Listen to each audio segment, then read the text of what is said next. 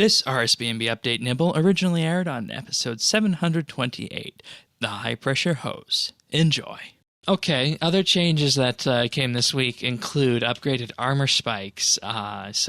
Previously you'd make armor spikes with with an Elder Rune bar, and you got 1,000 of them.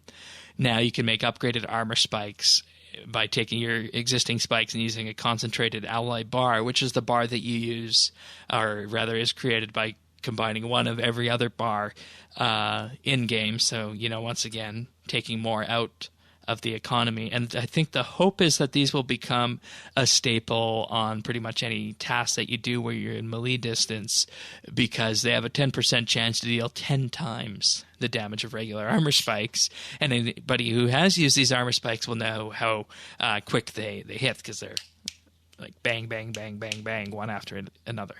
So they're going to be proccing off fairly often, 10 times the damage. So that's I think we finally got the item that we were looking for when we talk about a smithing version of an overload. I think they finally improved the armor spikes to the point where maybe we can say that now, that it's, the overload of smithing. Yeah, I just don't know how many people are actually using them.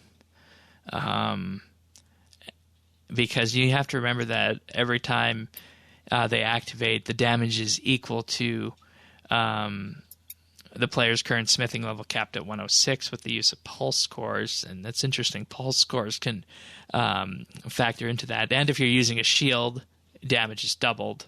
Right. So this is going to be like anybody that does melee tanking, which I don't know where you would do that, but if you do melee tanking, it seems like you'd want these with you, right? Yeah. I don't know. It's one Elder bar and one concentrated alloy bar, and if there's enough of these coming out of the economy, then that's a good thing. Though I don't know. I'm going to be completely honest. I have no idea of anybody who used armor spikes on Slayer tasks when they came out. So that's what we're working from. Yeah, well, the concentrated, that's because that requires 99 smithing to make. Yeah.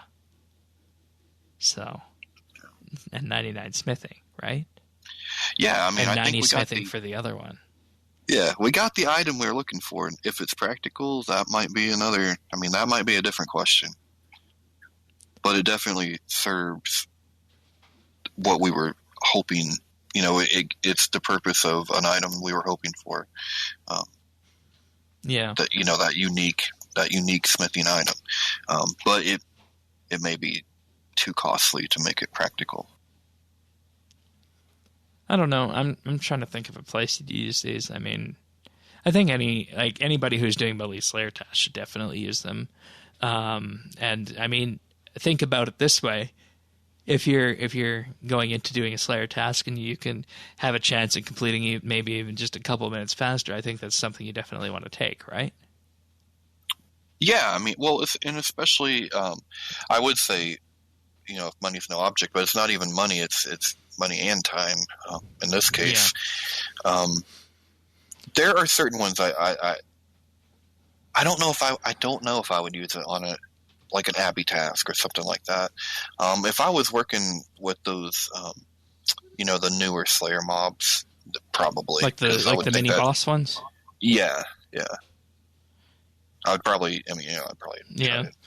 One thing I'm thinking of with the weapon diversity beta, factoring in maybe a scimitar or something like that, somebody who's leveling up, I think, just put yourself in the shoes here of having someone who's a skiller who has 90 or even 99 smithing to, actually just 90 because, let's see. Yeah, okay, 99 smithing to make him. So let's just put yourselves in the boat of somebody who has 99 smithing as a skiller and maybe, only level 85-ish Slayer and is still in a point where they can use tier 80 and tier 75 weapons for Slayer. Now imagine the weapon diversity beta comes in and you have scimitars and scimitars increasing the bleed effects, and pair this with the defender for the defensive abilities.